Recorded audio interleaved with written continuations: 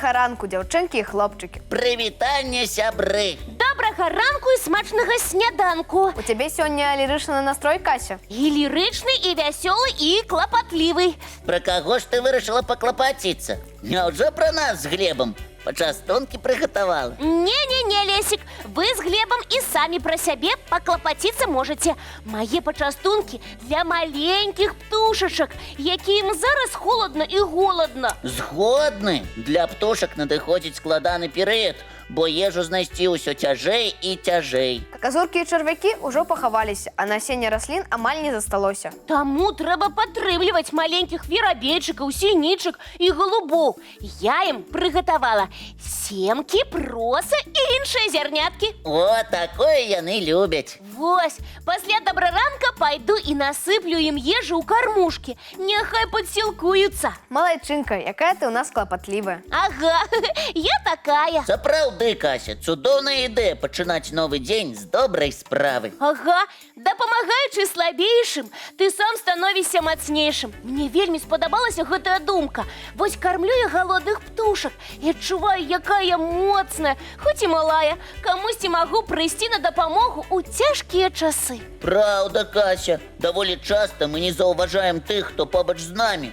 Пырхаюць сабе і чырыкаюць. А вы ведаеце, што некаторыя птушкі, ты ж сініцы, напрыклад, вельмі добра перадаюць інфармацыю пра тое, дзе можна пацілкавацца пра знойдзеныя прысмакі. Напэўна, бо я назірала за імі, спачатку адна прыляціць да кармушкі, падзяўбе крыху і паляцела, а праз хвіліну ўжо 2-3 сінічкі частуюцца там. Больш таго, даследчыкі, якія вывучаюць птушак, выявілі, што птушкі ўмеюць сябраваць і сварыцца, частаваць адна адну і дзяліцца жылплошчай, абменьвацца інфармацыяй і разам шукаць ежу. Амаль як людзі. Праўда, кожная птушка са сваім характарам і тэмпераментам, спакойная ці нервовая, цікаўная ці асцярожная. А яшчэ ім падабаецца забаўляцца. Не раз бачыла, забаўляюцца, як малыя дзеці. То на выперадкі скачуць і лятаюць, то ежу выхопліваюць адна ў адной. То дваровага ката дражняць. Асабліва вераб'ям падабаецца ладзіць такія гульні з катом. А то, як забаўляліся сініцы, нават засталося ў гісторыі. Як, Лесик, раскажы. Слухайце, гэта зафіксаваны факт. У мінулым стагоддзі у малочнікаў Брытаніі была традыцыя пакідаць малако ў бутэльках каля ўваходу ў дом. Спачатку ўсё ішло як па маслу. А потым малаком зацікавіліся сініцы? Зацікавіліся не тое слова. Жыхары аднаго гарадка сталі заўважаць пашкоджаныя накрыўкі на шкляных бутэльках. І накінуліся са скаргамі на малочнікаў? Хто? Як? Бракаванае малако? Шуканства? Прыкладна так. Мясцовыя жыхары арганізавалі засаду і хутка выявілі злодзеяў. То былі сініцы? Так, Глеб, сініцы знайшлі спосаб, як ласавацца вяршкамі на паверхні малака ў бутэльках. Эй, якія знаходлівыя птушкі! Мала таго, праз год жыхары суседніх гарадоў пачалі заўважаць на ганку пашкоджаныя накрыўкі на бутэльках з малаком. Сінічкі падзяліліся сакрэтам здабычы малака з іншымі птушкамі. А гэта азначае, што яны пераймаюць свой вопыт і добра вучацца. Так, сябры, яны ў разы больш разумныя, чым мы пра іх думаем. А яшчэ і балбатлівыя. Якіх толькі птушыных галасоў не пачуеш, асабліва вясной. І шчэбет, і свіст, і цёхканне, і пошчак. А ёсць такія птушкі, якія размаўляюць на чалавечай мове. Я маю на ўвазе папугаю. О, я чула, што асабліва вылучаецца афрыканскі шэры папугай Жако. Ён самы разумны. Ага, Жако самы здольны балбатун сярод папугаяў. Ведаеце, які ў яго слоўнікавы запас? 30 слоў. Больш. 50? Яшчэ больш. 100 слоў? І яшчэ больш, Глеб, каля 150. Уявіце сабе, шэры папугай Жако можа вывучыць і трапна ўжываць каля 150 слоў. Таленавітая птушка. Даследчыкі сцвярджаюць, што Жако дэманструюць пазнавальныя здольнасці 7гадовага дзіцяці. Неверагодна. Разумнікі з вялікай літары. А я ведаю дзейны спосаб, як навучыць папугая размаўляць. Афрыканскага шэрага папугая? Не, нават хвалістага. Як жа яго навучыць размаўляць? Раскры сакрэт, Глеб! Слухайте, дзяўчынкі і хлопчыкі. У памяці папугая лепш за ўсё адкладваюцца тыя словы і фразы, што вымаўляюцца з пачуццём, з эмоцыямі. Не манатонна трэба паўтараць якое-небудзь слова, а эмацыянальна.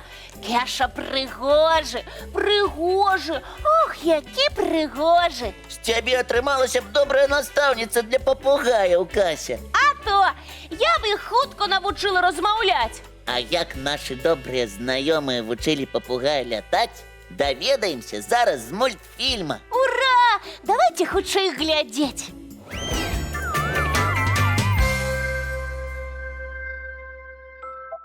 Правильно! Галоўнае паверыць у сябе і зрабіць першы крок. Нават калі на пачатку страшна. Але зрабіўшы першы крок, усё немагчымае стане магчымым. І самая запаветная мара ажыццявіцца, калі паступова, крок за крокам, да яе набліжацца. Я раблю так. Лесік, а якая у цябе мара? У яго іх шмат, правда, Лесік? Ёсць розныя мэты, жаданні. А запаветная мара пакуль што адна – убачыць на свае вочы вялікую кітайскую сцяну. Ого, прыгожая мара. Бачыш яго, куды замахнуўся? Мара на тое і мара, каб быць грандыёзнай, сябры. Правільна, Лесік. Дарэчы, вялікая кітайская сцяна ўвайшла ў спіс новых 7 цудаў свету. І як жа, Лесік, ты набліжаешся да сваёй цудоўнай і грандыёзнай мары, а? На гэтым этапе я вывучаю яе, збіраю цікавыя звесткі пра кітайскую сцяну, слухаю падкасты гісторыкаў і іншых даследчыкаў, гляджу фільмы і перадачы, прысвечаныя сцяне. Ты малайчына, Лесік. Цікава, якія факты цябе найбольш уразілі? Кітайская сцяна бачна з космасу? Не, гэта міф, Кася. Без выкарыстання спецыяльных прыбораў вялікая кітайская сцяна не бачная з космасу. Памылковае і тое меркаванне, што сцяна з суцэльнай звілістай лініяй цягнецца амаль на 20 000 кіламетраў. Яна не суцэльная? Не, першапачаткова гэта была сетка сцен, часта нават незлучных паміж сабой. Пазней іх аб'ядналі, умацавалі, часткова пабудавалі нанова. І сёння гэта хутчэй комплекс са сцен даўжынёй 20 000 кіламетраў, чым адзіная пабудова. Нішто сабе! А як жа яна абараняла ад ворагаў? Шчыра кажучы, так сабе.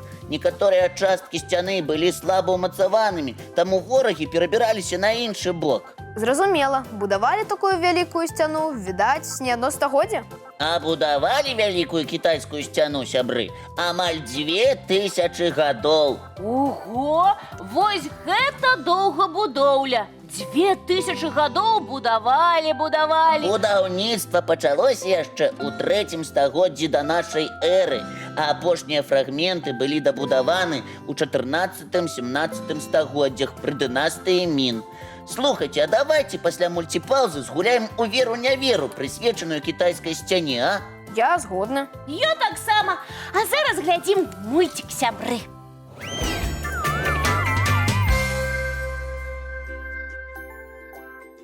Ну як, адпачылі? Вядома. А ты паспеў падрыхтаваць пытанні пра вялікую кітайскую сцяну да гульні веру-няверу? Безумоўна. Я ў гэтай тэме як рыба ў вадзе. Тады пачынаем. Дзяўчынкі і хлопчыкі, і вы далучайцеся да нашай гульні. Увага, першае пытанне. Ці верыце вы, што ў старажытнасці вялікая кітайская сцяна будавалася ў асноўным з зямлі? Што ты, Лесік? Ці ж можна з зямлі пабудаваць высокую сцяну?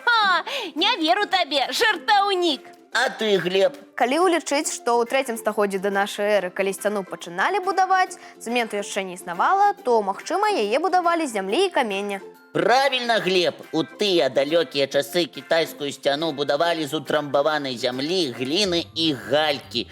Менавіта з будаўнічымі матэрыяламі і звязана народная кітайская назва сцяны – земляны цмок. Вось як! Сцяну называлі земляны цмок. Так, а зараз наступнае пытанне. Ці верыце вы, што месца будаўніцтва сцяны кітайскаму імператару паказаў вялізны дракон? Ой, Лесик, у тыя старажытныя часы, яшчэ до нашай эры, усякае магло быць. Тым больш, што і зараз сцяну называюць земляны дракон. Я веру. Прынята. А Глеб? А я не веру. Гэта прыгожая легенда. Правильно, Глеб. Сваім драконам ты мяне заблытаў, Лесик. Ашукаў, абвёў вакол пальца. На то і гульня веру не веру.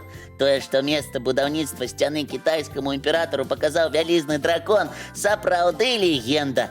Аднак форма вялікай сцяны, калі на яе паглядзець зверху, мае падабенства да лунаючага дракона. Дзякуй, Лесик, за цікавую гульню. А зараз давайце ўсе разам глядзець мультфільм.